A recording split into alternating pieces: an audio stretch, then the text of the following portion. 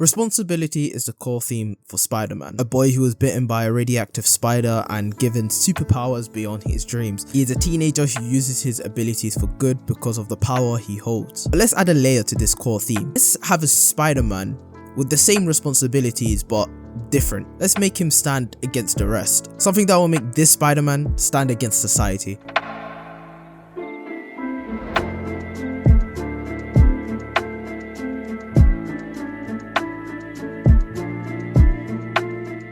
I believe that expectations is the core theme for Miles Morales. It is an additional weight that comes with the responsibility he holds as Spider-Man. I mean, let's start with the first movie. He starts off as a cheery chap. He goes past his old school, greets his old friends, and he's just enjoying his way of life. But then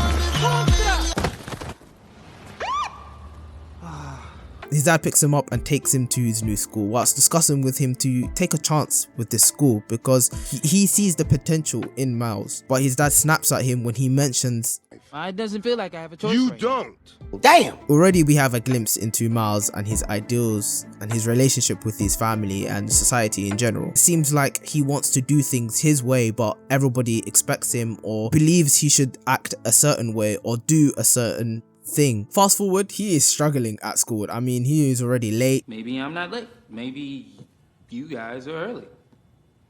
Oh, brother, this guy stinks! Trying to flunk tests on purpose, whilst his teacher also catches him in the act. His teacher understands the intelligent boy that he is, but tries to give him a personal project titled Great Expectations. Miles, already having the attention span of a Gen Z TikToker, decides to just instantly leave school and meet his uncle Aaron. They hang out for a while and they discuss things of school, how Miles is doing in life, and they actually decide to do some spray painting. This spray painting is already titled with no expectation, conflicting with the already ideals of great expectation. We get to see this close bond with his uncle and understand why Miles respects and admires his uncle so much. He doesn't want to pressure any of the societal norms or expectation on Miles. He wants him to be a kid and let him grow up to be who he wants to be. He gets bit by the spider and goes home and starts to experience weird things. He goes back to the place where he threw up the graffiti to follow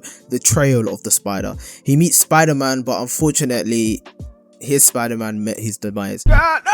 He makes him promise that he can turn off the collider and save everybody. Peter instantly gives him the responsibility of Spider-Man, instantly giving him the expectation that he'll be able to do this before he passes away. Miles promises because he doesn't want to let him down. You understand the weight and gravity that Spider-Man holds to the literal universe collapsing versus trying at school, you know. I'm just saying, there's a little bit of a difference. As the movie goes on, we get to meet this new Spider-Man, Peter B. Parker, and Gwen Stacy, who's also known as Spider-Woman. They are both seasoned veterans and know what to do. It shows because when Miles and Peter are trying to infiltrate the Alchemax lab, alright, let me tell you the good news. We don't need the monitor. Once they've reached the spider base, they hatch a plan to shut down the collider. However, one of them needs to stay behind to turn it off, but unfortunately for the team, this isn't convenient because No. You guys don't get it. Don't get what?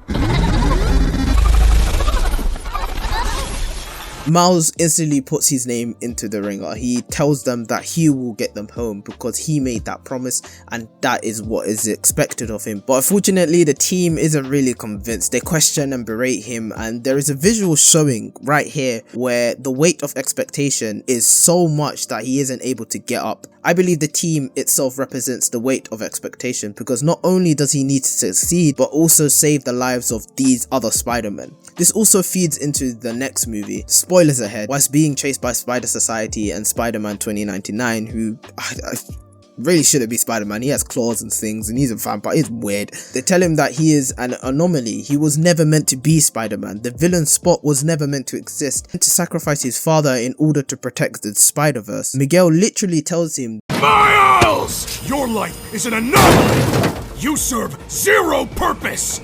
You should kill yourself now!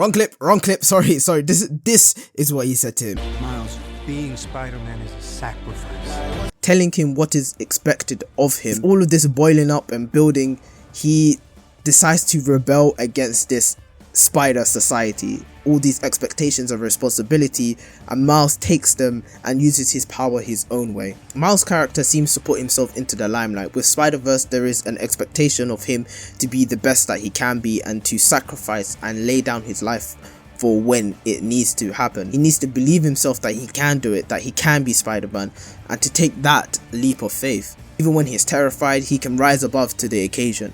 Once this idea is built, it flows into the next movie that once he becomes Spider-Man, is he expected to conform to the ideals of what Spider Society is built on, where literally every single Spider-Man is involved. Everyone is always telling him what to do. Society expects him to act a certain way, but he decides to do his own thing. Both movies culminate in a fantastic and experimental idea of Spider-Man. I believe it is kind of fitting for this arc. Great expectations to no expectation to defy all expectations.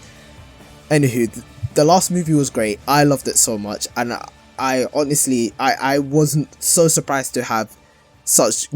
I know the first movie was incredible and my personal favorite, but this second movie has just blown everything in terms of like multiversal stuff out of the water, which is, in my honest opinion, the best multiversal thing to ever happen between DC and Marvel. And it's just incredible. It's just excellent story writing, which I love. Anywho, I will see you guys next time, and I'm glad you guys was able to stick around for this video, which took me so long to do because I had other things to do. So thank you very much. Anywho, I'll see you guys next time. Take care.